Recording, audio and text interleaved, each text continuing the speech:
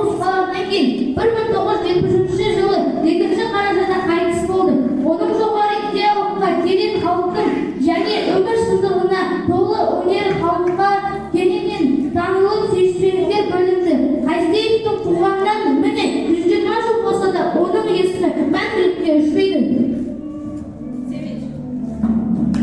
Сендер бір ұғым бар ұғымсыздар, бірде жылы сезілсе, бірде мұздай жылап тұрма, белгісіз күліп тұрма. Қалай тартады жұғымсыздар, құя алмасаң жасынды тоқтат бәрін. Керек емес қырық құрау жамауларын, өлгінде мәніндеп қасиеттің. Өзім айтсам өлемен жоқтау зарын, ал жігіттер сендерден тілек. Көтеріңдер тапытты бейгерек, шығарайық шығынға қасиетті. Тегін емес жағалы тимен.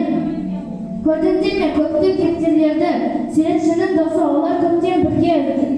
Жылда осылай аспанмен әкелетін қасиетті жылытар көктемдерін.